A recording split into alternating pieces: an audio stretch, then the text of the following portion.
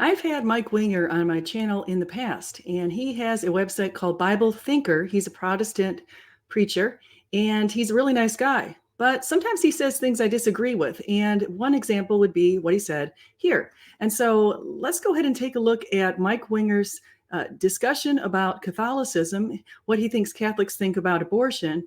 And I'm going to present what Catholics actually do think about abortion, what is taught to Catholics about abortion.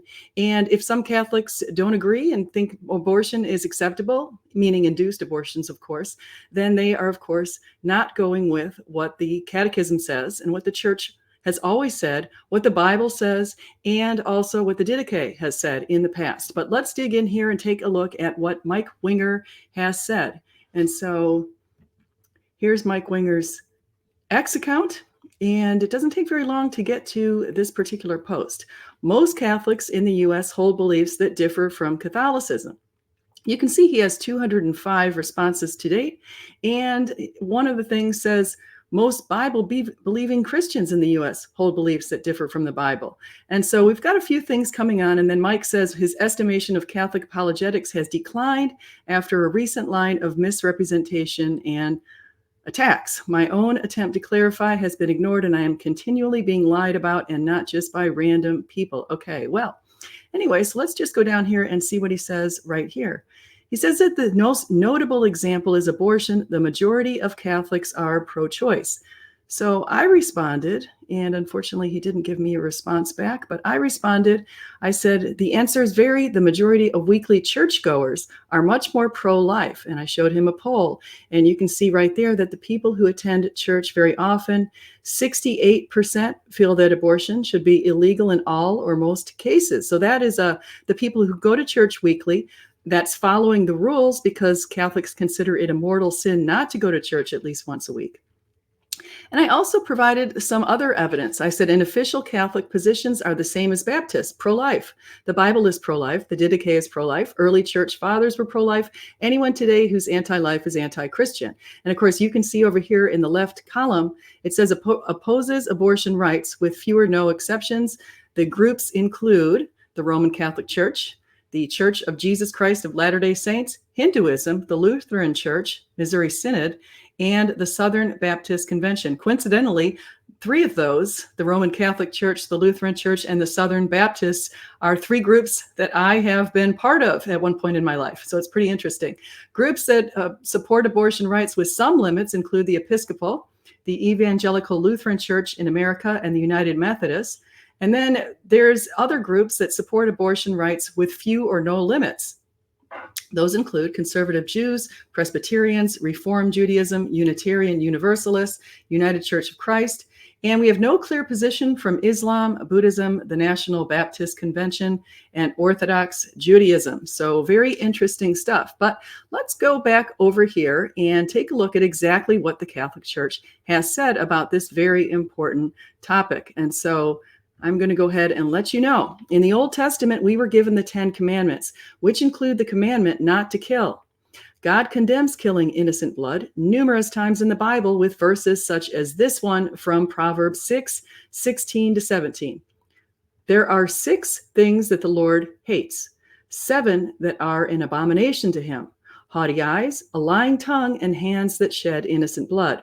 Abortion is Satan's preemptive attempt to eliminate all Catholic sacraments, as it's the killing of his innocent unborn human being who will never experience any of them. Those who try to justify abortions do so by differentiating a human being from a person, claiming the two are different. But what is a person? What would love say? In 1973, the state of Texas argued that an unborn child is a person who is given the right to life under the 14th Amendment. In Roe v. Wade decision, Supreme Court Justice Harry Blackmun determined that an unborn child is not a person and is therefore not protected under the 14th Amendment.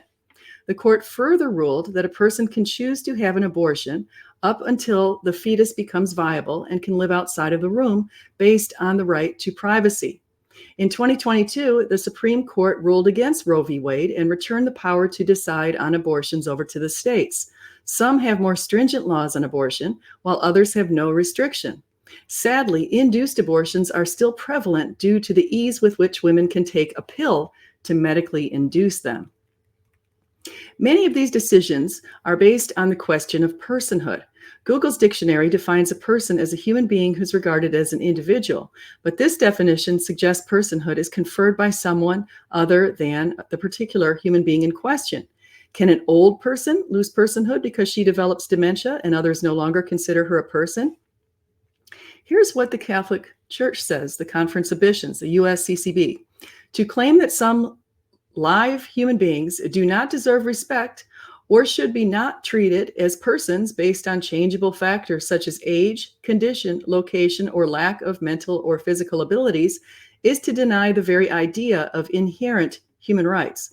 Such a claim undermines respect for the lives of many vulnerable people before and after birth. People who advocate for the right to kill an unborn child have suggested that personhood is magically conferred at some arbitrary point in the womb, or even outside of the womb. The view that others can determine when we are persons is dangerous, as it dehumanizes the most innocent human beings among us. According to one study, 95% of biologists have agreed that human life begins at conception. So I would argue that personhood begins at conception.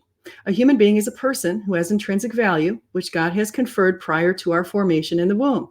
See Jeremiah 1:5. We are God's image bearers, Genesis 1:27, worthy of love, life, and liberty. Choose love. God is love. The Apostle John tells us that. God is love. Love is patient. Love is kind. Love has many good qualities. The church has always chosen love. Since the first century, the church has affirmed the moral evil of every procured abortion. This teaching has not changed and remains unchangeable. Direct abortion, that is to say, abortion willed either as an end or a means, is gravely contrary to the moral law. That's what the church says. And another quote from, again, the USCCB. From earliest times, Christians sharply distinguished themselves from surrounding pagan cultures by rejecting abortion and infanticide. The earliest widely used documents of Christian teaching and practice after the New Testament in the 1st and 2nd centuries, the Didache, or the teaching of the 12 apostles, and letter of Barnabas, condemn both practices, as did early regional and particular church councils. So we can see quite clearly that the practice of abortion, induced abortion, goes exactly against 2,000 years of church teachings.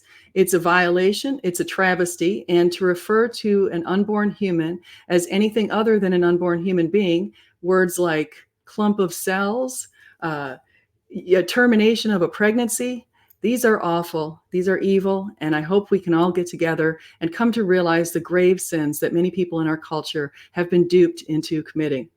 Thank you for coming today. I hope you like this kind of content. If you like, subscribe, and do come back. Please share the video with your friends, and just remember, whether you eat, drink, or whatever you do, do it all in the glory of God. Thank you.